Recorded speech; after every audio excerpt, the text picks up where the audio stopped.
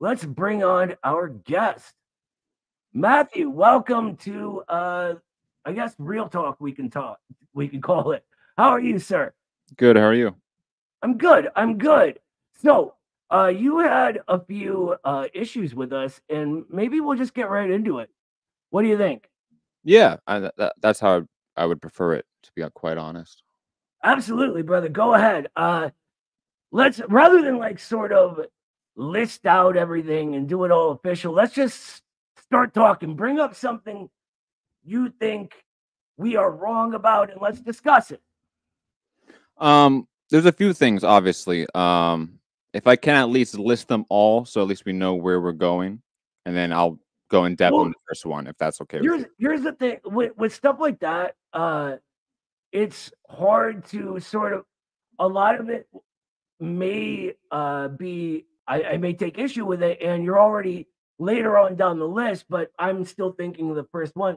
If you don't mind, like just we can get to everything if you have time. I'm happy to do this for a while. If you just want to like get it going with just one thing. Sure, we can do that. I think the major issue that I see with Midwestern Marx is this continual chauvinist tract, and tendency, which is funny because I did hear your opening comments, quoting Lenin, talking about the social chauvinists are all Marxists now. I think it's funny because I think from what I've seen from the output of your outlet, it has been very much chauvinistic, Eurocentric, and class reductionist as well. Okay, well, Um, let's stick on chauvinism. So what is chauvinism for you? well, all three of those are linked, and I know you want to get into this little debate thing. No, no, no, not at all. I wanna make sure. See, so this is one of the reasons I was talking about distortions.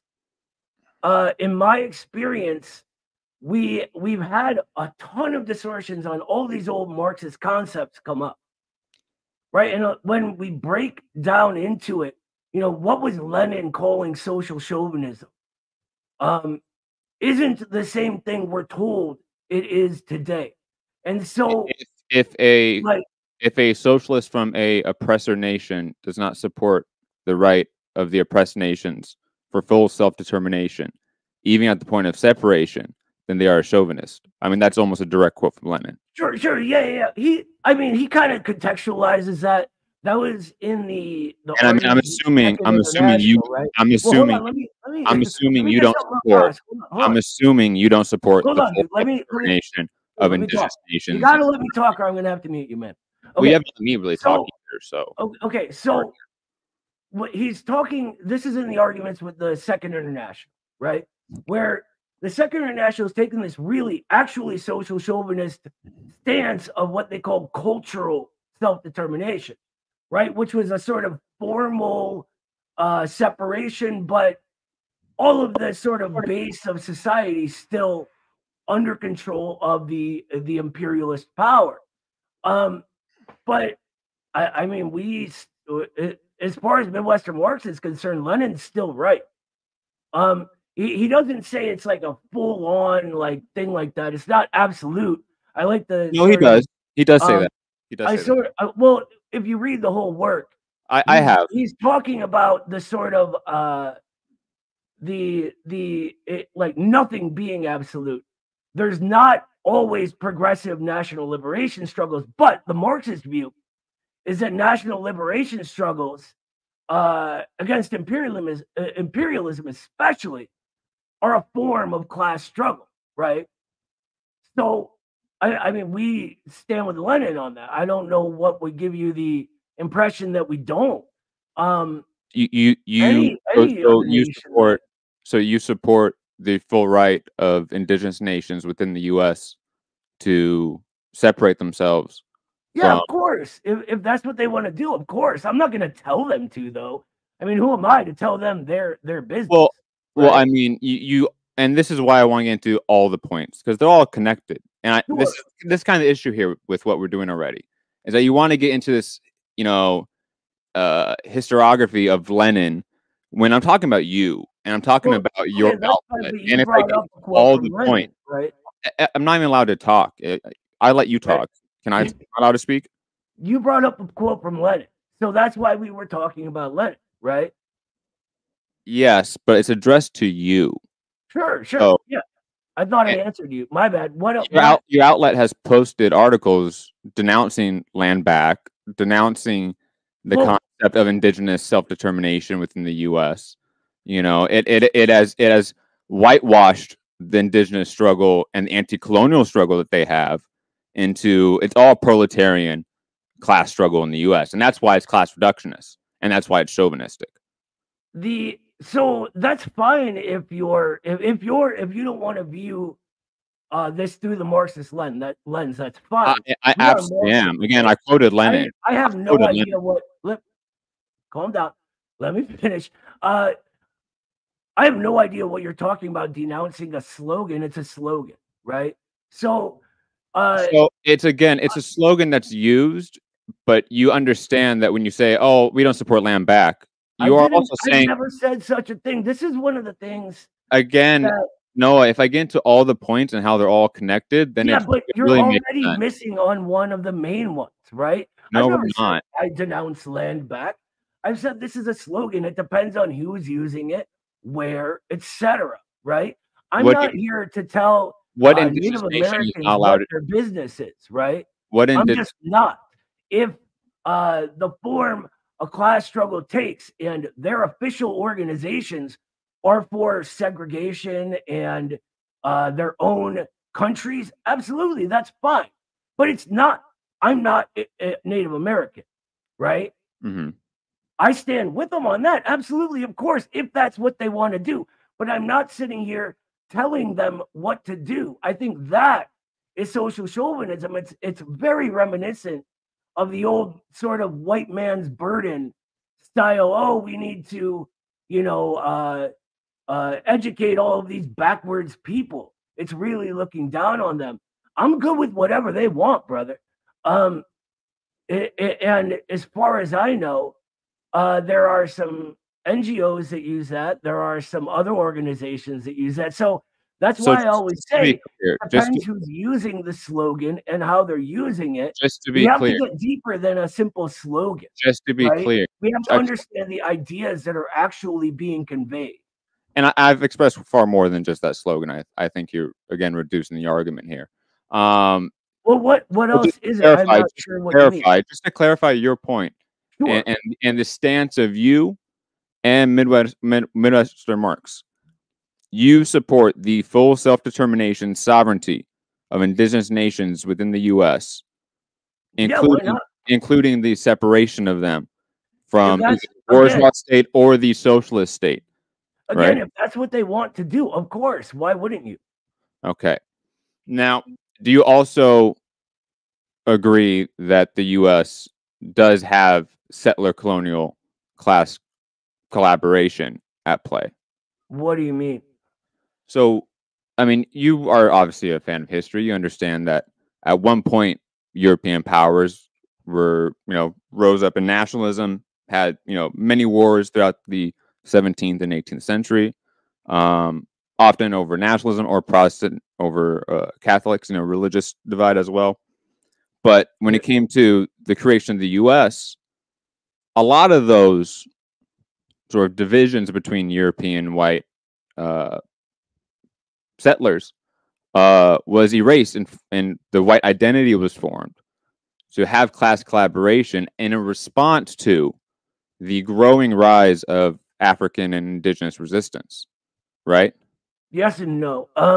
So one of the people the man we call the father of American Marxism, he covers this sort of materialist, more Marxist view of how this happens. Rather, it's less that they're trying to promote class collaboration and more that slavery creates certain social relations based on this bourgeois form of production, right?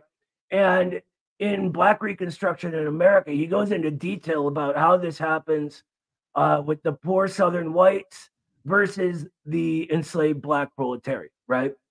And it sort of gets the poor Southern whites in this weird position where they act almost like a middle manager, becoming slave catchers, things like this. And it creates this new separation. And this is where like what Du Bois would have called whiteness originates. So that's why we sort of develop a slogan that, it's not racism that creates chattel slavery. It's instead chattel slavery that creates racism, right? That's the Marxist view of it. And we think that without Du Bois and understanding Du Bois, there's no way to be a Marxist in the U.S. Okay. Do you think that the U.S. still has settler colonial contradictions? Like what do you mean? Well, obviously, are there still settlers on stolen native land? Or is there still class collaboration between settler classes to oppress native nations? What's a settler class? It's the classes of people, multi-class, that come and occupy native land, right? Like that's what it is. So Israel, for example, is a settler colonial state. South Africa was a settler colonial state. Those are the two common examples, right? I'm still. So, are you saying there's a settler class, or it's just different classes of people that are settling? I'm not like. Are you saying is like a multi-class formation? Because you can sorry? have bourgeois settlers, you can have working class settlers. In previous formations, you can even have peasant settlers. So. Yeah. Well, there were a lot of sort of small holdings and stuff when the U.S. was being sort of settled, right? For lack of a better word, westward expansion, all that stuff.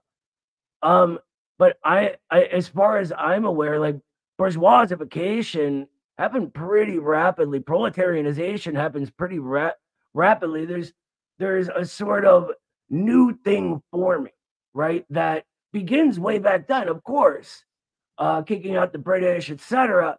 But it still goes on into today. I'm not sure, you're not sort of giving me any concreteness here. I do want to. What do you mean concreteness? I do want to say one thing though, because this sort of goes into what we were getting into earlier about Lenin, and I just want to mention that in the entire piece that we were talking about, right? He also says the various demands of democracy, including self-determination, are not absolute, but a small part of the general democratic or socialist world movement. In individual concrete cases, the part may contradict the whole. If so, it must be rejected. So I want to make sure, like, I don't want to put this image out of Marxism, Leninism having any sort of absolutes. This is what happens in every situation. Because no, it's not unilateral. It's not unilateral. It's not context, right? It's not a unilateral. Well, hold on, let me finish because this is getting to my point. What Marxism is a study of context and how things develop, right? Mm-hmm.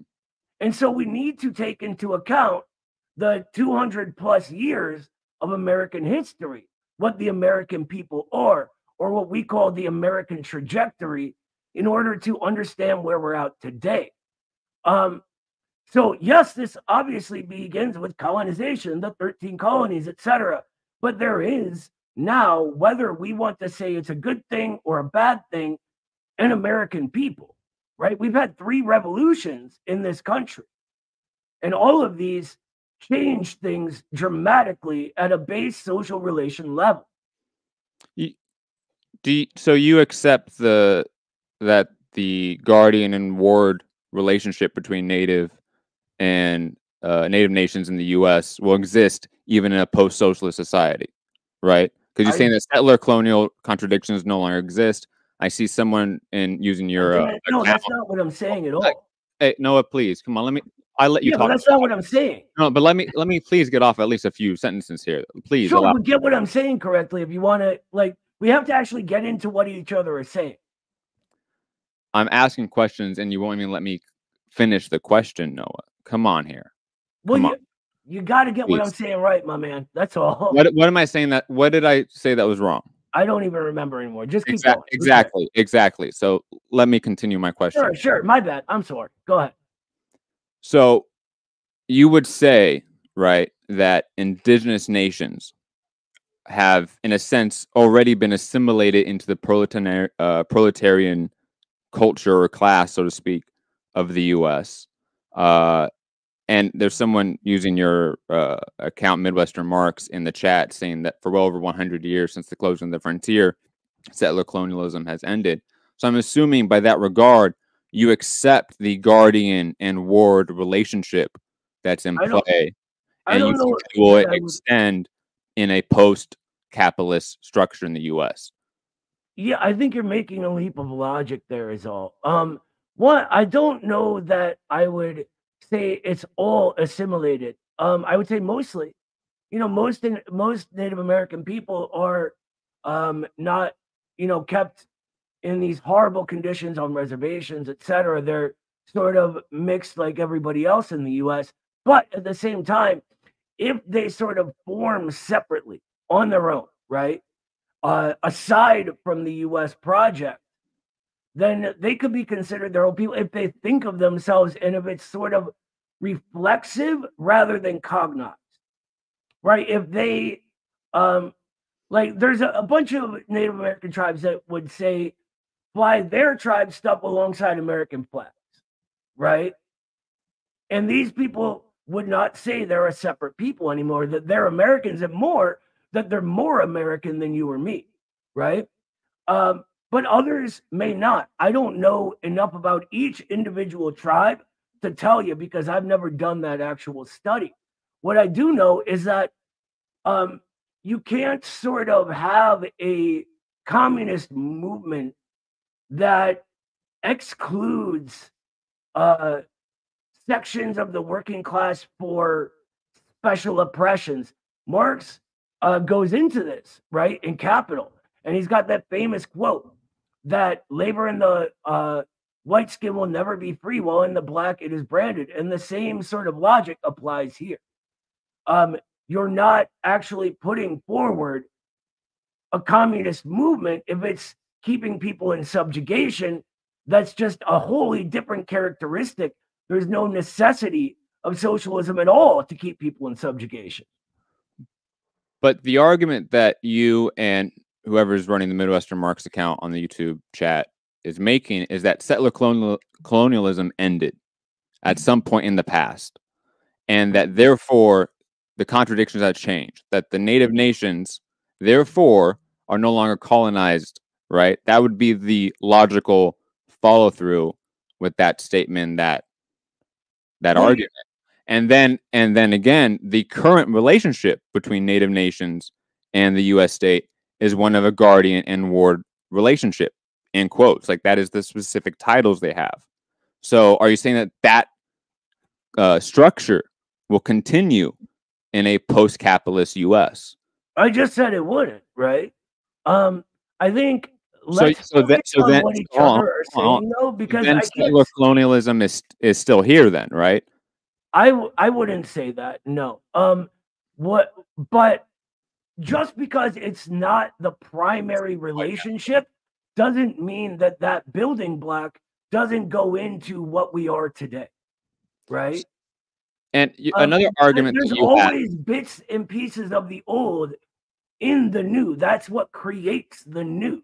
I'm hoping that we don't have colonialism in the new, though. I think that's something that is, one, predates capitalism.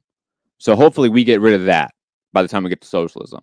Well, I think and two, hold on. Well, you have it. I think you have it a little backwards. You pontificate a lot. It's not colonialism that causes capitalism, but capitalism that causes colonialism. Well, one, that's not what Lenin said. Lenin clearly stated in Imperialism that. I mean, I can read the quote from you if you want. Yeah, but you're misunderstanding the quote if that's what you get from it. I mean, he clearly says that colonialism predates imperialism and capitalism. Of course, and he also says imperialism predates capitalism. But we're talking about a specific form of colonizing for specific necessities, right? But you understand that capitalism wasn't fully developed. You've read Lenin and Marx. Capitalism wasn't fully developed in the early periods of colonialism by European powers. Like, come on, don't play dumb here.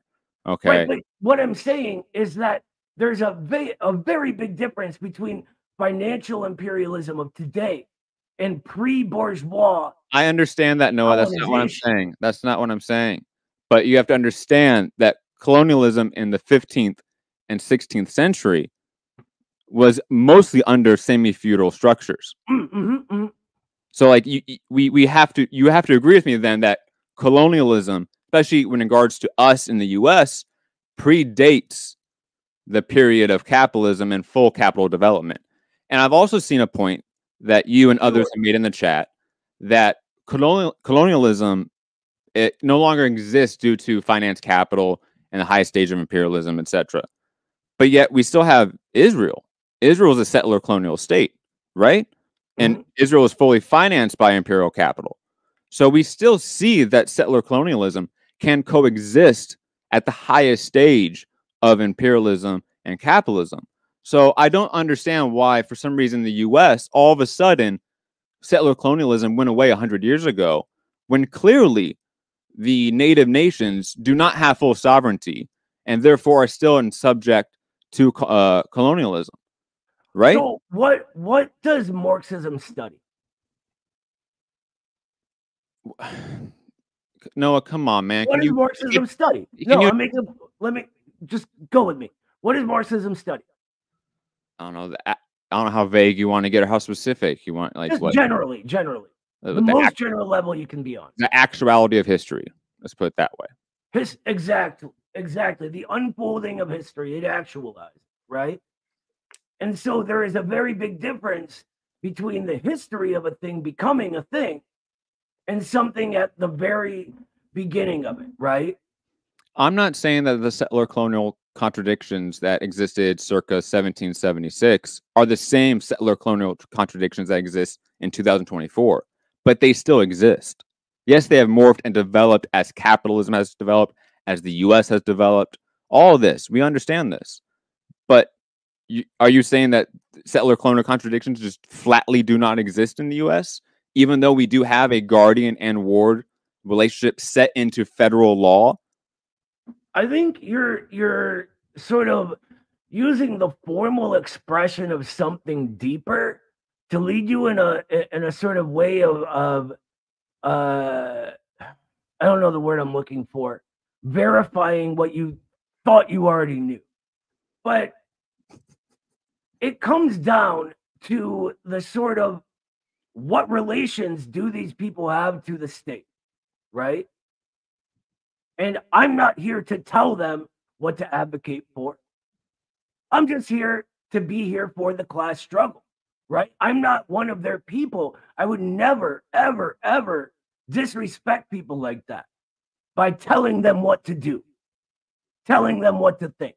They have their own thing going on there. And we get into communities and different regional cultures. The U.S. is a very peculiar and specific place. But at the same time, what the point is we always try to make is that it is the U.S., right? The guy who led our third revolution, Martin Luther King Jr., he wasn't Argentine. He wasn't Russian, right? He wasn't a settler. You're missing the point.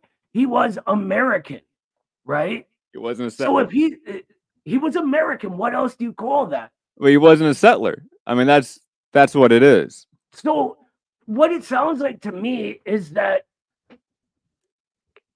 I don't know, like, do you think who is a settler and who isn't? Because all of this land has been enclosure movements. There was westward expansion. It all got privatized and bourgeoisified, right? It fell under the state control of the United States of America, a bourgeois state, right? That happened. We can't ignore that it happened. Martin Luther King Jr. was American, leading the Third American Revolution. He didn't come from elsewhere or outside of the U.S. He came from the pulpit. I mean, historically, his people did come from outside the U.S.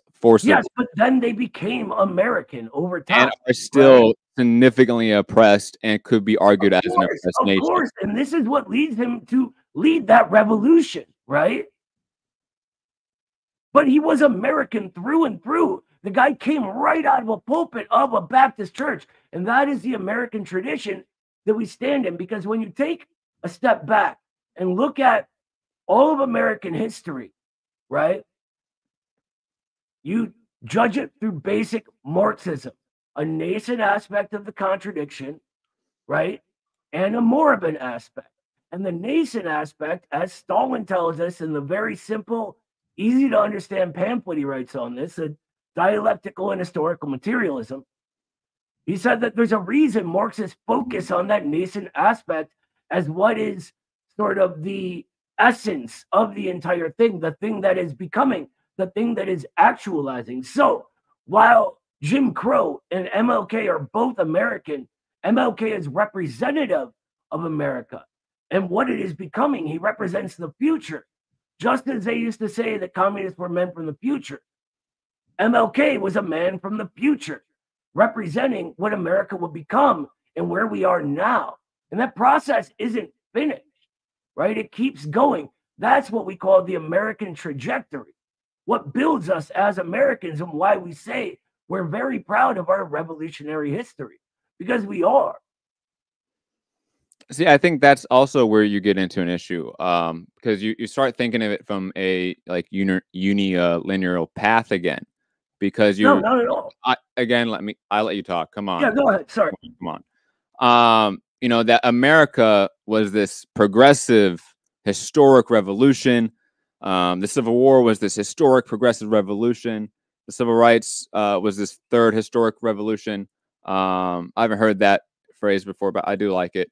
I don't agree with the first one, though. And I think we have to have an understanding that the U.S. creation was built to reinforce the most reactionary elements of colonialism and early capitalism.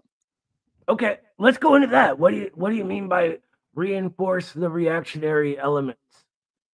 Well, wouldn't you say that colonialism, as a process, is interacting with capitalism and its development, right? That those bourgeois that would want to keep on the class formations that were created under colonialism, a la chattel slavery, that would be a reactionary tendency, right? Because you're trying to keep no, it's not. Why not? No, that was what was sort of developing it. I mean, let's be like precise about it. You think a bourgeoisie wanting half the founding fathers were staunch abolitionists, right? I want to make sure we get this clear. So you think a bourgeoisie advocating for chattel slavery is not reactionary? No, I think your facts are incorrect, is what I think. No, I just want to answer that. Can you just answer that? Is a bourgeoisie? Well, I think that's in the realm of the abstract. It doesn't exist, right? What do you mean it doesn't exist? It does exist. What do you mean? There's tons of bourgeoisie in the early American period that wanted slavery to continue. Slaves. Let me ask you, who built the institution of chattel slavery? Mainly who started it? Right. It was requested by the Catholic Church originally. It was the British Empire here in the British colonies, right? Well, originally it was the Catholic Church. I'm sure you're aware of the story of how that happened, sure. Right? And it was, I mean, the British, murder of 100+ million indigenous people in the Caribbean and Central America, right? It was horrible. Don't get me wrong. Like, it was one of the settlers coming on the human race in history, right? And then the settlers coming, right? Well, hold on. Let's be clear about this. The British Empire erects this institution of slavery, right? If you read what the founding fathers are actually saying, not a single one of them were saying, "Oh, we need to defend slavery." Not a single one. But they did. Hold on. Let me finish. Not a single one of them are saying, "Let's defend slavery. Let's blah blah blah slavery." In fact, half of the founding fathers had slaves. Were abolitionists, and another half had slaves. Who owned slaves was under the impression that that institution would fade away over time once they made it illegal to import slaves. He was dead wrong about it. And if you read his private sort of back and forth, his letters, his journals, he's talking about how he worries for his soul because of what he's done. And he blames the British for forcing this economic fact onto the colonies. as does Thomas Paine, as does Ben Franklin, who started the first abolitionist paper in the U.S., right? But these aren't the perfect times. The Thomas Paine 1776 revolution was not fought for slavery at all. It was fought for home rule, right? And to develop keep slavery and then settle the rest of the continent, which British Empire had. It has nothing to do with slavery. It did. No, dude, I'm telling you, the original Declaration of Independence draft literally had lines about ending slavery in it. You seem to be going from the sort of Gerald Horne settlers as a premise position. We've done a lot on. You already admit that settler colonialism. Writer who you already admit the actual inaccuracies in Gerald Horne's book. You already admit that settler colonialism. Published his work. Hold on, no. You already admit that settler colonialism existed. So you don't need to try to denounce that it didn't exist. It existed. I'm not saying that at all. I'm not saying that at all. Okay. Again, let's continue on, because I feel like you keep wanting to get back into the historiography of it. I'm trying to get to what your stances are on incorrect facts. That's what I'm asking you questions. You can answer them, and then we can move on.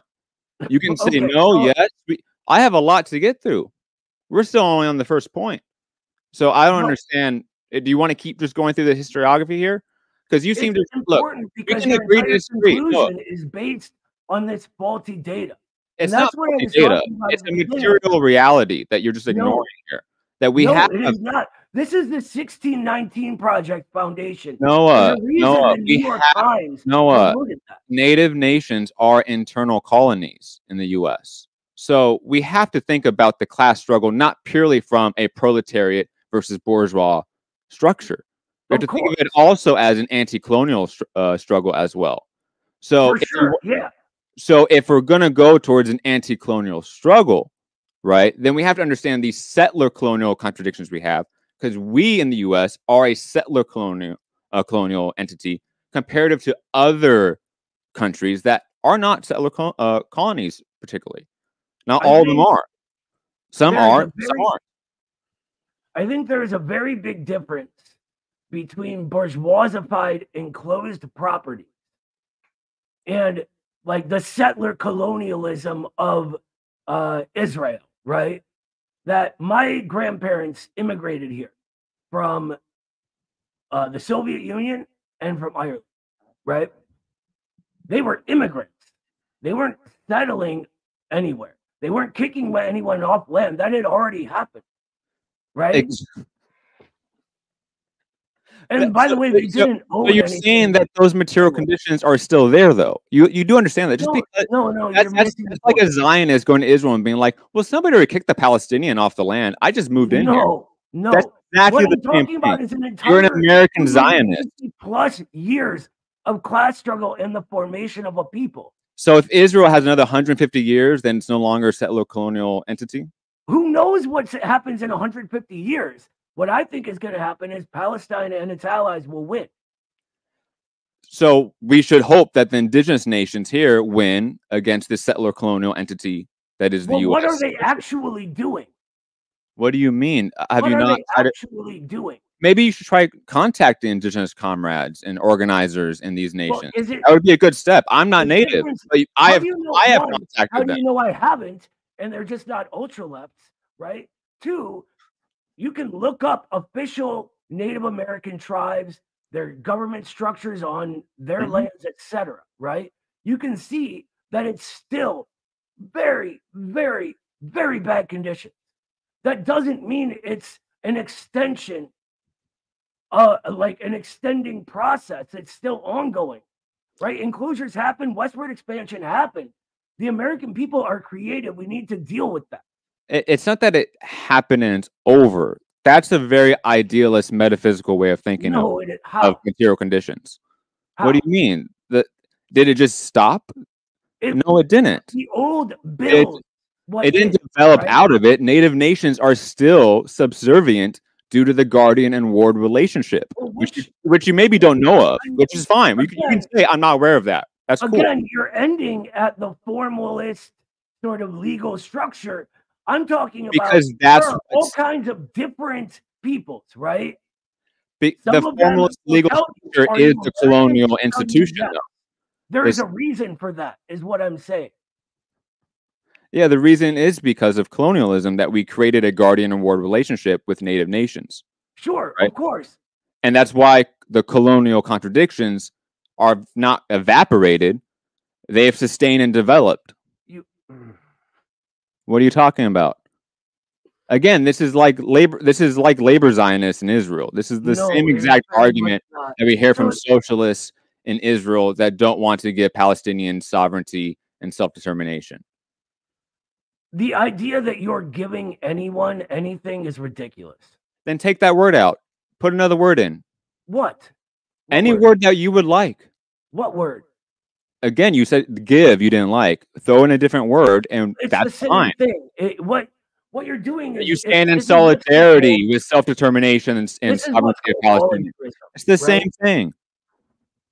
Come No, on it here. is You're not. playing semantics game, Noah. Come on. Come on, Noah. Look. I'm not here to tell anybody what time it is. Again. Okay? I'm not going to go to Native Americans and say, you should do this, you should do that. Right? I'm not going to do that. But I'm what going you to can worry do, about my people because our class interests align with theirs. It is that simple. what you can do though, is go to Native comrades and hear what they're asking you to do in solidarity, right? Well, who should I go to? The actual Native tribal structures or people that you like what they say? Both. Whoever. Start doing it. What are you talking about? You're acting like you haven't. So in what capacity should I do this? What do you mean? You're an individual. Do it as an individual. Do it as a community organizer and activist, right? Do it In as a what way? journalist. What should I do? You do What it can as I a offer journalist. them? You What write. can I offer them? You write articles. I mean, not for People's World, but you do write articles. So, I mean, Yeah, but what are you saying I should do? What can I offer them? I didn't say offer them. What I just said was go and learn and listen to what they want you to do, right? And is there a reason I can't do this on the internet by reading what their tribal councils say, which I've done in the past? I mean, yeah, read Indigenous Marxists, read Indigenous comrades. Absolutely. I can give you a whole list of Indigenous comrades to read from. Okay, if you would like. I don't mean any offense here, my man. I really don't, but I don't want to take reading recommendations from you. Here's the thing. Class, what is proletarian internationalism? Let's get bigger picture. What is internationalism? Let's even say that we'll even say they're all separate nations unto themselves, right? That's fine. We'll just say it. What is proletarian internationalism? Are you seriously asking me that right now? Yes. I mean, I feel like we've been talking about this for like 30 minutes, bro. I You don't want think to another you know. topic? You don't think I know? I don't. Well, I've already read off a quote from Lenin talking about socialists Yeah, from but oppressed you nations, were wrong how about they that act and quote. how they stand in solidarity with oppressed nations. So I don't understand where we're going from. I already said. So here's my thing. Proletarian internationalism. You want to get to your LaRoche connections and your praise of Caleb Maupin. You want to get to your praise and Midwestern Marxist praise of Jackson Hinkle. You want to get to your entire reactionary fan base. This nonsense. I mean, do you want to get to you listen. clocking CQSA and pretending to be a... Okay, you're muted now. I told you no listing things off and going all ahead of me. All right. So when we speak of proletarian internationalism, it is an internationalism, the shared interests of different forms of the proletariat aligning, right? That doesn't mean one nation is subjugating its own interests to another. It's never meant that. It never will mean that. That's all it is. And that is what we are talking about. Now, if we're talking about the American people, which is a newer sort of people, we have to be aware of the creation of the American people. We can say this happened through all kinds of bourgeois horrors because it did, right? We can say it was built off the back of chattel slavery because it was. We could say it's built off of the back of Western expansion because it was, but it doesn't negate the shared community of interests in all working class people. And I would even add the reproletariat now. But I want to address the next thing you said, because we'll leave that at that. You're right. What I want to say is Schiller Institute. So let's go on and how you think I am connected to the Schiller Institute. Oh, am I unmuted now? You have been. I only muted you for like 2 seconds. No, you didn't. That's okay. It was fine. I know it's hard to take criticism. I understand. But I'm just gonna, say briefly that you guys obviously are not getting paid by the Schiller Institute. I understand that. At least not that I know of. But clearly that you, Eddie, and the entire Midwestern Marx are friends with people like Jackson Hinkle, Haas, Caleb Maupin. You guys have looked up to them at times. You guys have praised them at times, promoted them at times. Hold on, you're going ahead of yourself. I'm not really, and I haven't even got to my whole point here. None of those people are in the Schiller Institute. We'll get to each of them. Don't worry. Caleb Maupin was for sure in the Schiller Institute. You know this. I know of. Yeah, I don't like sort of ever again negatively about individuals in person, or in public. But I want to read your own quotes. I'm just going to read what you have said. Can I just do that? No, you're not. You're going to talk to me and have a conversation. You said Nazbols aren't real. Actually, if people see, okay, hold on. See, if people are telling you the truth, if you want to, you're muted again. I'm telling you, stick to one thing at a time, or you'll get. I am. Yes, I am. One thing at a time. Yes, I am. One thing at a time. Caleb Maupin is like an encyclopedia. Listen to what Caleb Maupin actually said. I'm going to keep muting you every time you interrupt me from now on. That's where we're at. That's where we're at. Now, if you want to talk about Nazbols aren't real, I'm happy to. But we have to actually talk about it. You're not going to list off a bunch of silly accusations without me addressing them. They're your quotes. They're your own. Again, you're not going to list off a bunch of silly accusations without me. They're not accusations. They're your own statements. Again, you're not going to list off a bunch of silly accusations without me addressing them. Not accusations. Now, they're not accusations. Nazbols aren't real. Go ahead. That's what you. But that was a quote. Quoting you. Yes, I'm quoting you. Nazbol, and let's pretend that's not just pulled out of an obvious context. You can see for yourself that Caleb Maupin is a communist, you have said. Also, Jackson Hinkle. Jackson Hinkle has... All right. Until you can get back on the subject, we're not going to go by it. I'm sorry. We're going to go one by one. That's how it's going to happen, my man. It's not going to happen any other way. You do it or you don't. It's up to you. I'm giving you an opportunity to actually talk. But instead of that, you want to sort of go on and on and on and on with this jibber jabber. I'm not going to do it. We can talk if you want to talk, and you can listen too, right? But we have to go one at a time. Oh my God. Now you're unmuted. Go ahead. Nazbols. Oh man, you're scared. It's okay. You have said, quote, you had a very, very hard time. Nazbols. Nazbols, remember? Do you not want to talk about the Nazbols, or? I want to get to the whole point here, Noah. No, I know you're scared. One point at a time. I promise you, I will get to Nazbols. I promise you, Noah. Dude, it's okay here. 1 point at a time. You said you had a very, very hard time thinking Jackson. 1 point at a time. You're not going to go past it. 1 point at a time. Do you want to move past the Nazbols and not talk about it? I want to get to my whole point, yes. Nazbols, go. I'll get to my whole point. Thank you. So when Jackson Hinkle says Nazbols, you're not going to do it. I'm sorry. If you want to be childish, be childish. But I'd much rather just have a conversation about each thing as it goes. No one can hear you. So, do you want to talk about Nazbols or not? I'll say no, so I can keep going on to my whole Okay, point what here. is That your makes me next feel better. one single point? Because my whole point here is that each thing you're going to say is a misconception or distortion of some time. So each one needs addressed. You said in December of last year, so very recently, quote, you had a very, very hard time thinking Jackson Hinkle is a grifter and is not serious about his beliefs.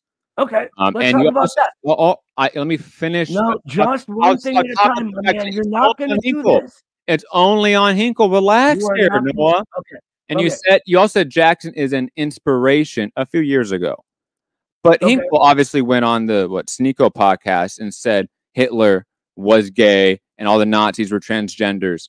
So I'm assuming, do you think that's an inspirational thing to say? And that he is very serious about that belief? Yeah, I think it's very silly to try to act as if that's what I was talking about, when it clearly wasn't. I don't agree with him on everything, as I've said many times. You said the first quote I said was after the Sneeko podcast. It was after he went on there and said that all Nazis were gay and transgenders. Okay, I don't care what he said on some podcast, my man. It went viral. You want to play the clip? We can play the clip. I don't care. So do you not think he's an inspiration anymore because he's clearly a reactionary idiot? A person that is saying communism good and reaching millions of people, that's inspirational. Absolutely. While saying that the Nazis are transgenders, right? That's good. You think that's good that he's saying transgenders are Nazis, right? Don't make me mute you again. But you're saying that's good because he's talking. Your first point is that I said I have a hard time believing that he's a grifter and that all of his politics aren't exactly what he thinks. I still think that's true, of course. Why wouldn't he actually say what he thinks? If you have some evidence I'm unaware of that he's lying about his views, by all means, let me know. I'll look at it. But I have no reason to believe that he's lying about something. I think this is actually what he thinks. And I think if you have a problem with him, you should maybe talk to him because I'm not him. I don't agree with him on everything. I've spoken to the man once in my life. He could not have been more polite. He's never attacked me. He's never perpetrated lies against me with like some other people. I mean, if you have a problem with someone else, go talk to that someone else.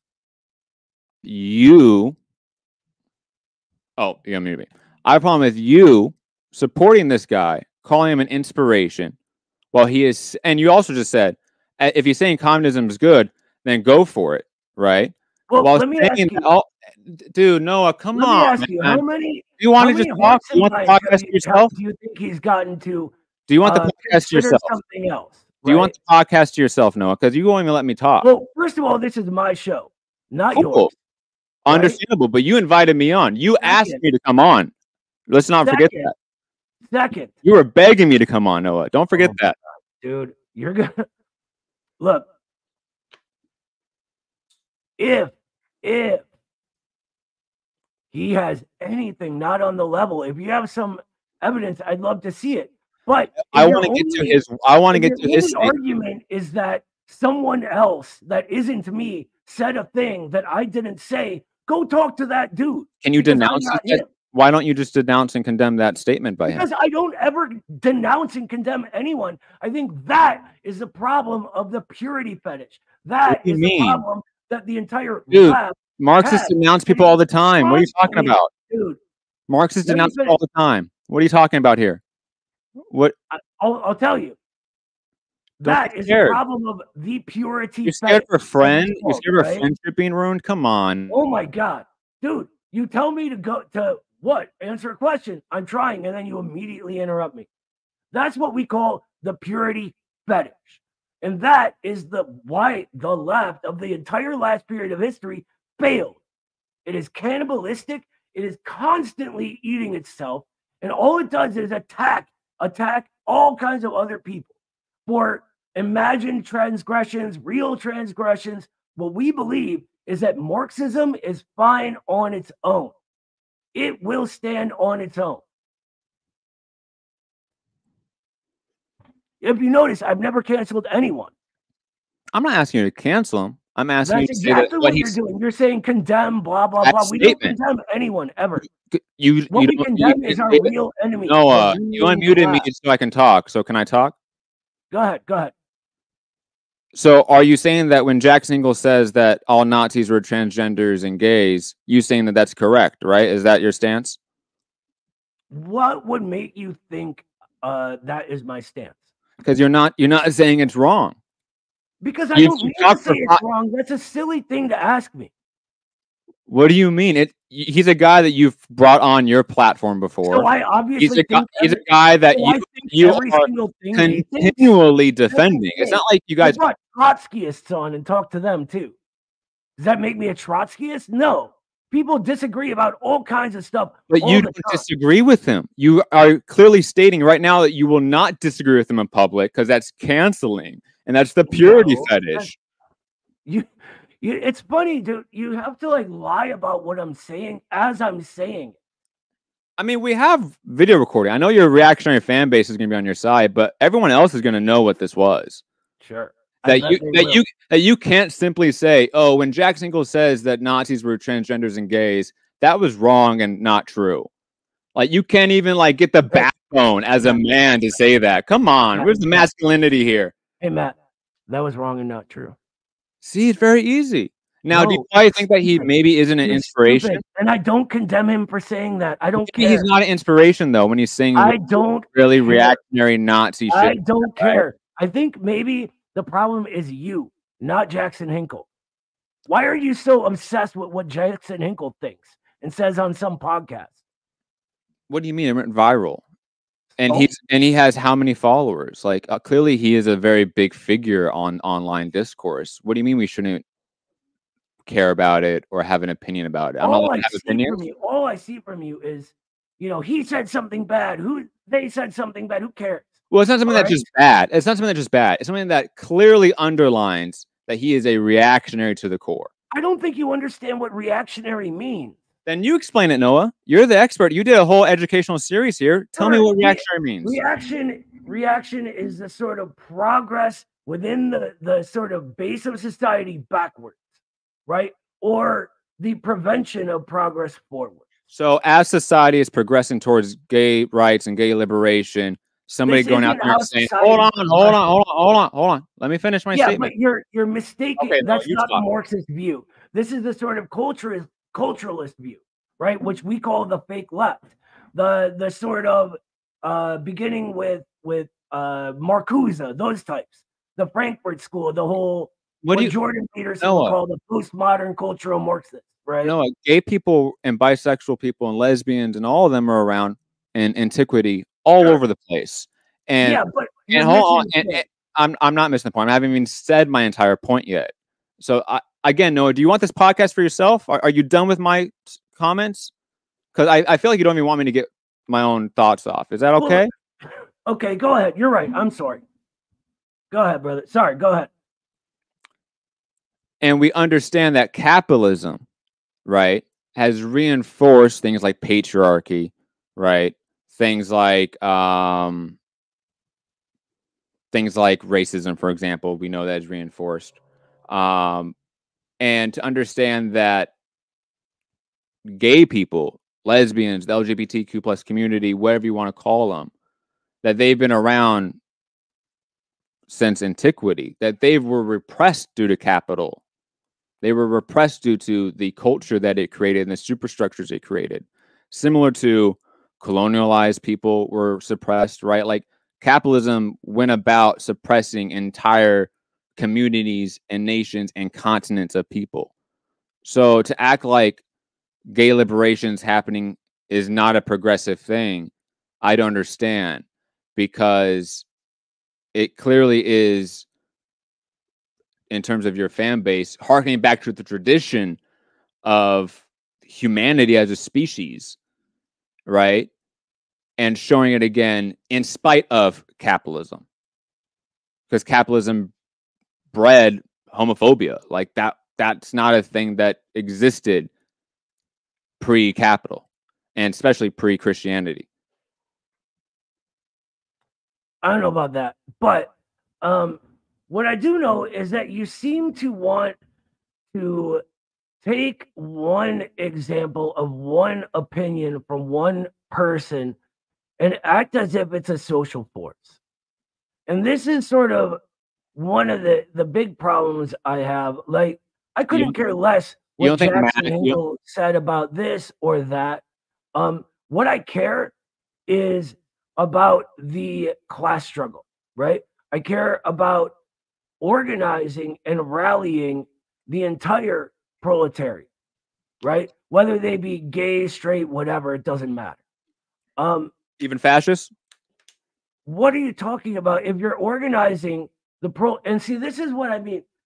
Like, your premise isn't in class analysis, it's in this imagined political position that exists only in the abstract. No. Right?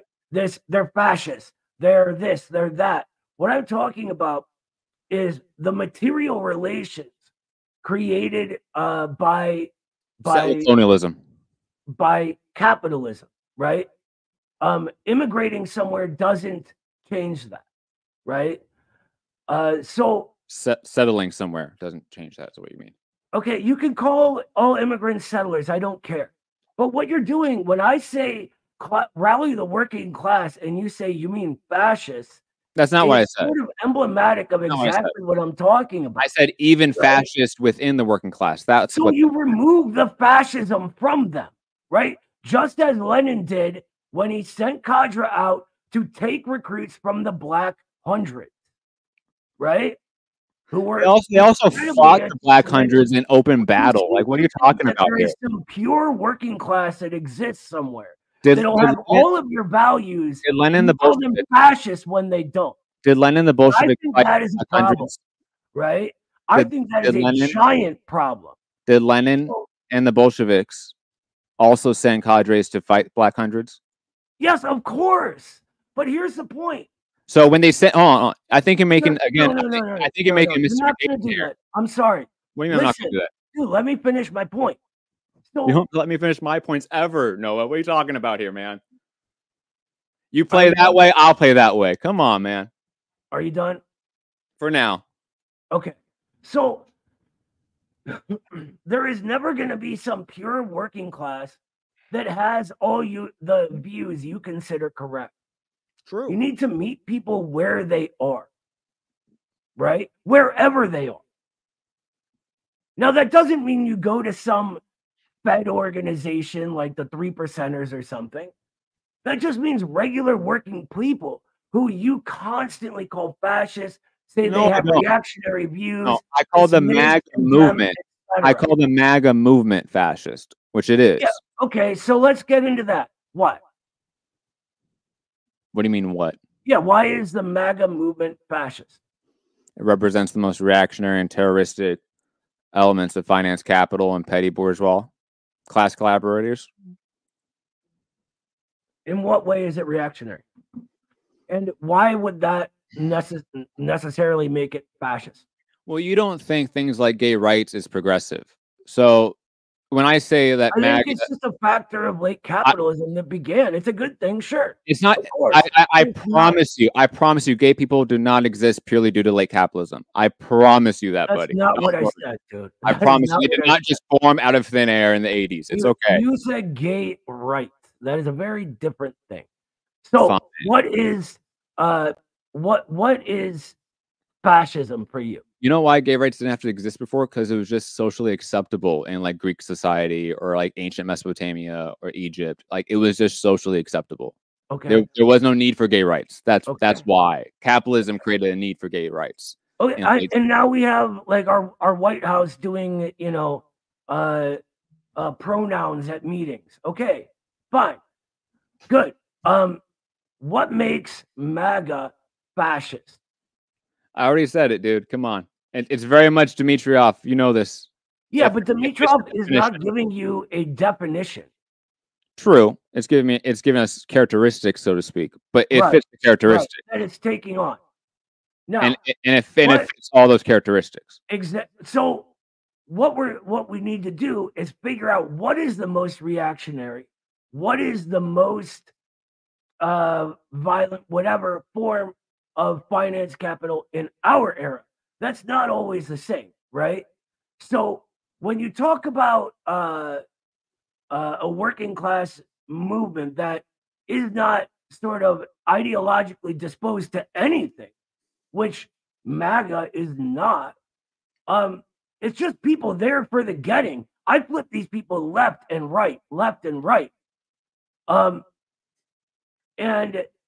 because they're sort of coming from a wholly different position than you condemn them, which automatically precludes them ever giving communism a chance. And the reason we say that Jackson Hinkle is successful is because he gives them a chance, meets people where they are, right? And then you don't have to agree with them. I don't agree with them on anywhere and a lot of stuff. But you bring people forward from there, right? You don't condemn them and call them fascists. It just complicates the entire thing. So you're admitting then that what you and Jackson Hinkle do is vulgarize Marxism for a reactionary base, right? What are you talking about? Well, I mean, Lenin talked about. Okay, hold on. How do I vulgarize Marxism? Go ahead. What was that?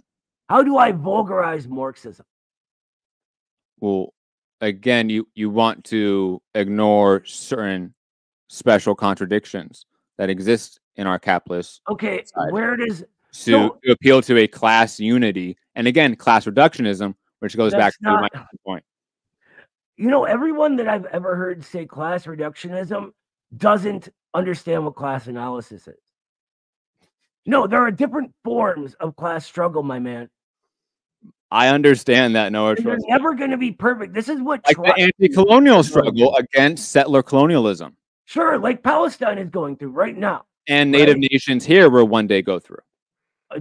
I'm not going to tell them to do that. I'm not telling them. That's just the natural course of history when it comes to settler colonialism. You need an anti-colonial national liberation movement, right? I don't see those things happen. I just don't see it. I see people. I see I can't remember which tribes they are. I see them waving their flags alongside American flags. I see an entire disparate groups of people slowly over time becoming one people, American people. Now, are there people that may lie outside of that? Maybe, sure. But they're not my people if that's the case, right? So why would I ever tell them what to do? And that's what it sounds like you're doing to me. I'm so sick of this. You were trying to say I was vulgarizing Marxism. You are. Called the Star Spangled Banner the future that the working men of all of Europe look to, right? Lenin calls the American Revolution one of those great, really liberating wars, of which there have been so few. So if we're talking about vulgarizing Marxism, you're going to have to explain how Marx and Lenin both are vulgarizing it. Well, one, they're both were writing from a Eurocentric perspective, and they weren't in the U.S. I think we have to understand that. They didn't understand our material conditions. I think when you read in how was Marx Eurocentric? What do you mean? I mean, there's been tons of Marxist literature since then. You know, pick up Walter Rodney. I don't think Marx was Eurocentric at all. I think Marxism is universally applicable. Marxism, yes. Marx, no. What are you talking about? Well, what do you mean? He's not infallible as a human being. That's not what I'm saying. He had biases. He had an outlook and a restriction on data due to his time. Have you ever read the collection of his stuff about the U.S.? It is vast. Yes, I have it right on the bookshelf, man. Don't worry about it. There's a thing about him. Unlike you, I'm actually in the Communist Party here in the U.S. So I've definitely read what Marx has read about and read. It doesn't seem like you have, because you seem to still say he's Eurocentric. He didn't know what was happening in the U.S. Now I agree that he didn't make a whole study of it, but that's not what he was doing. Exactly, right? That's not what he was doing. He had a bias for the Euro process, how capitalism developed in Europe. Yeah, that's what largely capital was on. He's not talking about just Europe at all. true, but largely speaking, he is not talking about the colonial structure. When it's chapter on primitive accumulation, it's largely not on colonialism in the Americas and how it relates. If you read, let's say, for example, even like Lenin's Imperialism, Highest Stage of Capitalism, it delves way far more into how capitalism works on a colonial structure than Marx in that entire chapter, right? Even Lenin advanced Marxism. We have to understand that Marxism is a tool and a methodology. You understand this, right? It's not something that should be dogmatic and superimposed on different places and different times with different material conditions. And that's kind of what you're doing. Again, class reductionist and Eurocentric. In what way? Because you're reading off a couple quotes from Lenin and Marx and say, well, that means America's great, dude. America's fucking fantastic. When did I say this? Come on. You know, I'm paraphrasing here. No, you're not. You're misunderstanding everything. Okay, man. I don't know what else to call it, my man. It's look, let's take a step back. Just have this conversation. We don't need to say America is great or America is terrible. It is what it is, right? It is a thing. And Marx did make a pretty good study of it, but we don't even need just Marx, right? We could use our own Marxist analysis that begins with class struggle. There's a really good book that goes into it and sort of points out all of the mistakes of the Western Marxists, right? By Lacerda, called Class Struggles. And he has this great little sort of thought device where he talks about the genus being class struggle, the species being the individual struggle. Like when Engels calls the women's struggle the first class struggle, this is what he's referring to, right? The struggle against racism in the US. That's a specific, historically determined form of class struggle. I think you're just getting hung up on maybe just the words. I don't really know, because you seem to agree with me about the process of what the US becomes. It's a thing, and that's all we're saying, my man. Yeah, but when you try to have this sort of, again, I'm gonna use the term class reductionist line where it's all working class unity, everyone's a proletariat. No, that's not ignore all other contradictions. But that that's in a not sense, what we say at all. We say the colonial contradiction is the class contradiction. Yes, but not everyone's proletarian. No, of course not. Mm-hmm. But even there's stratas within the working class, right? Sure, there can be, of course. And there's different working classes, right? There can be, or there is. It depends on what you're talking about. Well, here in the U.S., in totality, is there working class stratas? We have multiple working classes in the U.S. And to understand this, you sort of have to understand the color line and the creation of the middle classes, right? Okay, no. We're good. We're good. I just want to make sure we're on that page. That's fine. We don't need to keep going down that route. So that's what it really seems like you're doing, is getting hung up on the words. And then when I explain it, you're like, okay, fine, cool. And then no, not necessarily misconception. If I can, Noah, if I can just speak here for a moment, it's not that you guys misunderstand Marxism. I don't think that at all. I think you guys are very well read on Marxism. I think that's pretty self-evident. The reality is that I feel like you're appealing to that Jackson Hinkle MAGA communist fan base, that audience, which is mostly in the chat right now. Who would you rather we? So here's the truth: is we don't appeal to anyone based on their prior ideas. We appeal to the working classes. We call that the proletariat and reproletariat, no matter where they come from, right? So when I'm talking to liberals, I use liberal language. When I'm talking to conservatives, I use conservative language. But the whole point is to get them in motion for class struggle. It doesn't matter where they were before. What matters is the class struggle. What it seems, though, is that Midwestern Marx has moved more towards only speaking to the conservative working class. I don't think that's the case at all.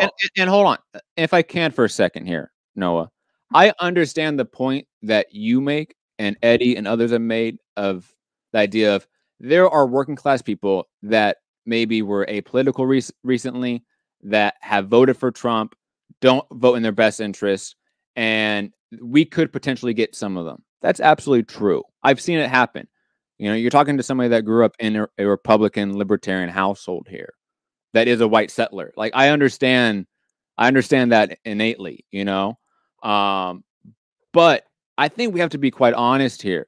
When we're talking about the ardent MAGA base, those that think immigration is ruining the blood of this country, or that you know, transgenders are secretly going around and being pedophiles, you know, Yeah, like I get what you mean. those people are probably not, and also, by the way, also ardently anti-communist. The Republican Party historically has been the most anti-communist party in the 20th and 21st century. So we have to be honest here that that ardent base may not be the well of revolutionary potential that Jackson Hinkle, Haas, and the MAGA communist sort of thought lords make it out to be, right? Well, I get what you're saying. So first, I think you don't understand the average Trump voter. They're not what you're describing here. Now, do they? Almost every single one that I've ever spoken to, and this is just, you know, my personal experience, so take it for what it is, but has nothing wrong with, thinks there's nothing wrong with trans people so long as they don't push it on anyone else. They're very sort of American that way. Do whatever you want. You're free to do your thing so long as it doesn't hurt anyone else. But that's sort of like, you know, that's dog whistle, though, right? You know, the dog whistle. Let me finish, please. You also put in this thing where like immigration is ruining blood. I've never heard that once. Trump said that. Trump said that. Let me finish, please. And all of this, I think you're just wrong about how they are. Secondly, I think that results speak for themselves. There's a reason Jackson is so successful, right? There is. And these people who thought they were anti-communist are giving this guy who openly says, I'm a communist, I'm a Stalinist, I'm a Maoist, a chance. And I think there's a reason for that. Okay? Now, you can look at, I talked to a guy who is very active in the MAGA movement. You can see the videos on our channel. And he is incredibly respectful. He is open-minded. He is courteous. Because you appeal to courteous than you've been this entire time, to tell you the truth. And I think that's the problem we have as communists. Like, I'm not just saying you, but me too. We all have this problem where we think we know it all and we condemn everyone else.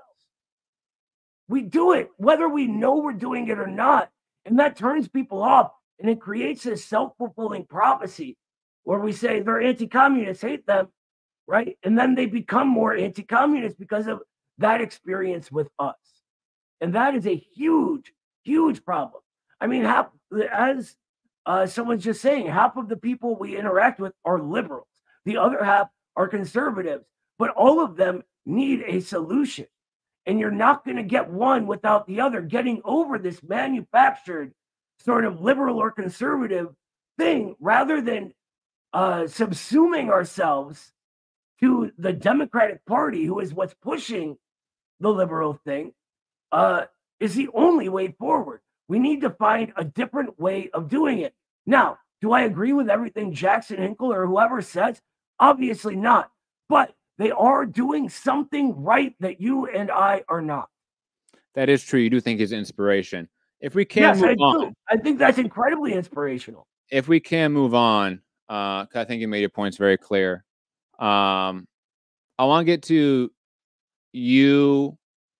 And I don't know for a fact anymore if Eddie still claims to be in the Communist Party.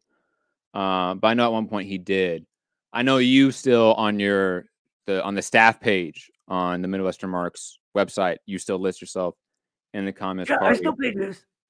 I think it's very odd for someone to to claim publicly that they're in the party, work for this institute, produce articles, all this content, but there's no paper trail, so to speak, of you actually in the party. There's no People's Word articles. You've never I submitted think that. maybe If I can, yeah, no, I'm going to cut you off because you can just plenty of people in the party know me, my man. I mean, I'm in the party. I've asked them. They don't know you. Well, you're asking the wrong people then. I asked Rosanna yesterday. She doesn't know you. We're talking about. Yeah, I've never met Rosanna. I don't know. The only people I knew on the West Coast are no longer in the party. But I'm not going to get into internal party stuff in public. I'm just not. I'm not super active. I still pay dues, and that's it. So you're not an active party member anymore. I'm not super active, but I still pay dues. You just pay dues, is what you mean? I'm sorry. You just pay dues? Do you go to meetings? I'm not super active, and I still pay dues. Do you go to meetings? No, I just told you that, my man, and we're not going to keep going into it. So you don't go to meetings in Ohio or New Jersey anymore, right? My man, what is your next question? I just want to make sure you don't go to. What is your next question? That is my next question. You don't go to meetings anymore, right? So you're not an active party member, right? I already addressed this, dude. I'm just gonna kick you out if you're gonna keep going like this. We're not gonna go into some. I'm never gonna go into specific beeps in public. It's never gonna happen. I'm never going to talk about my. I just want to know because you're claiming to be in the party. Oh, you're claiming to be in the party publicly, but you now that you're not an active party. Oh my God, dude! I'm about to just kick you out if you keep it up. Go on to your next question. You are publicly saying that you're in the Communist Party, but you are no longer an active party member. I'm glad we made that clear. This reactionary fan base that you're appealing to. Well, you haven't substantiated anything as reactionary. This is your impression.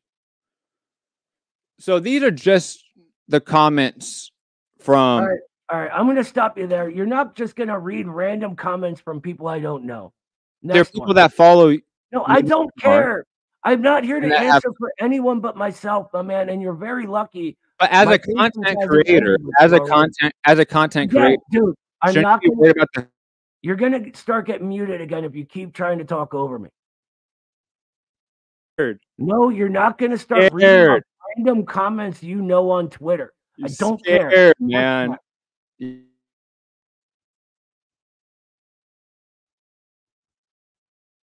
Are you done? What's next? Are you done being scared?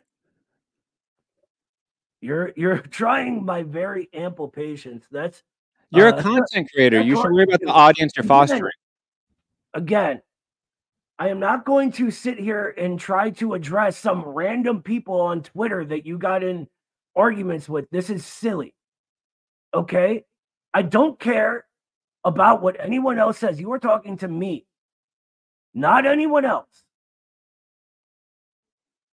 Go ahead. What about comments under your videos that you guys have posted? Can I read those off? Because those are your fans. How many ways I can tell you? I'm not going to sit here and talk for someone else that I don't know who said something that I've never seen. I don't care. What's your next question, my man? This is my next question. So if you're done, we're done then, I guess. One after that. No, this is my last question. If you won't let me read them off, fine. If you don't want to address it, no, stop. No talking over me. We're good then. Scared. You're yes, scared. I'm scared. Okay. So yeah, no, I'm not going to talk about some Twitter fight you got into. That's absolutely silly. No, that's silly. If you have what I've noticed throughout this whole thing is that every problem you seem to have is with someone else. And so my question is, why are you saying all these weird things about us when you clearly haven't even looked into what the Midwestern Marx Institute is? I mean, from your own words, you said that I helped found this institute, which I didn't. The bare minimum of looking into something before you repeat it should be what communists do, how we conduct ourselves. For me, it's a big deal to sort of act professional in public, try as hard as you can to always be sort of good faith, etc., which I hope I've tried to do, despite all the kind of silliness going on. But we're not gonna go over your Twitter fights. We're just not. Okay. Is that all you had? So it's not Twitter, it's the comments on your YouTube video. Again, I'm not going to answer for other people. They're not me, Matt. But they're your fans.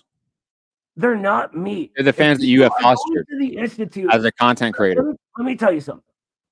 Nobody ends where they begin, right? If people are coming to the Institute to learn Marxism, that is a good thing. That's what this Institute is for. It is for teaching Marxism. But you're not advancing reactionary conservative. And everything else goes within that, within teaching Marxism, getting people to learn real Marxism and Eurocentric Marxism. To apply a Marxist analysis. So where they come from, they're never fully down in that journey. If they're not in a place you want them to be, that's not my problem. What I'm here to do is help them learn Marxism. As they get involved from that, all of the things that were wrong end up getting undone during that process. I found that scolding them, condemning them, etc., has never done the trick. And maybe that's why thousands of people come here for us to teach them Marxism, because we don't do that, because we're open, because we're not going to judge them for having opinions we disagree with. It's not a real organization. It's a YouTube page, right? What are you talking about? It does a book here and there. Minimum of research. It does some articles. Like, there are thousands of articles. There are dozens of books. There are classes. There are all sorts of things. Trying to minimize it is really sad, man. Let's not go there. Let's sort of get to a better level, both of us. All right? You and me together on that. Let's just raise it up a little notch, please. You know exactly what it is. A better level would be like a real life Communist Party, which you're no longer active in, which I'm glad. Yeah, I agree that people should join the Communist Party. I think people should organize, but I also think that learning Marxism and overcoming all the distortions is essential to doing that and understanding how to do that. But you're reinforcing distortions drastically. So I think that there's room for all sorts of different kinds of organizations. And the big problem of the last period of American history that we're trying to get over is this need people had to attack everyone else. If you're correct, your line will stand on its own. If you package it correctly, people will come to you on their own. Well, I don't need to defend my party line. Start lying about people. You don't need to do any of that. Right? I don't need to defend my party line. I don't need to defend my party line. It's a real life organization. You're a YouTube and book outlet, so it's different. This is an educational institute, correct? It's not trying to be a party. It's never wanted to be a party. Or a real life, like in real life organization that does in real life things. Yes. Okay, let's go into this. What is an in real life thing? You don't want to get to my questions. No, I don't. No. We're gonna. No, I'm good. When you want to get to my questions, and we're gonna go over this after. If you don't want to talk about it, that's fine. You don't want to talk about your fan base. Oh my God, you don't want to talk about your fan base. Oh my God, you gotta let me talk. It's my show. So this is something I think we get this thing, and I used to get it all the time, and it's something I hope I've purged. I call it activist brain, where we get really full of ourselves doing this or that, and we have to look down on someone else's thing, right? And I think that's a problem. I also think that in a lot of these spaces, people tend to overlook the significance and importance of the internet. There's a reason I can go to work and people know Jackson Hinkle's name, because he's much better than I am or you are at using that internet to get just the word communism out there. There's something there. Now, I'm not saying it's perfect. I'm saying this is a very early stage in revolutionary momentum. Everything's going to be unperfect in this stage, but you go forward from there. And so trying to minimize one thing because you're doing something else is just silly, man. There's no need for it. I'm glad you also just clarified that you think the MAGA movement is where the revolution momentum's coming from. Thank you. It's not just them. It's not just them. For us. It's well, dude. You can't. As soon as I start talking, you go in. It's not just them, but they're a part of it. The Bernie movement was a part of it. The Trump movement is part of it. It's all these people just starting to figure out that there's a problem. Do they have the solution yet? No, of course not. Right? What we believe this ties to is what we call reproletarianization, or the death of the middle classes. Right? And speaking of all the things the Institute does, we're making books about this. So, again, I think that a big problem in this has just been your assumption. You made this assumption. We think everything's MAGA. It's not. That's just one symptom of an overarching motion. Go ahead. No, man. I'm glad you finally admitted it, that you're a MAGA communist. I'm happy, man. The U.S. the last thing you have to say? The U.S. labor Zionists are hanging in strong, man. Is that the last thing you have to say? Yeah, man. I don't respect you. Come on, let's make it perfectly clear. You don't respect me. I don't respect you. You try to I do respect you. constantly. No, you're one that tends to be in the Communist Party and is not in the Communist Party. I don't respect that. I do respect you, so you're wrong. I respect anyone trying. That's where we differ, my man. Anyone trying, whether they're right, wrong, I respect them. And I wish them all the best. I really do. And if they end up being correct, I will be the first one to follow them into a revolution. For me, it's not about whether I was right or wrong. It's really not. It's about class struggle. And I'm adamant about what I think is correct because it's what I think is correct. I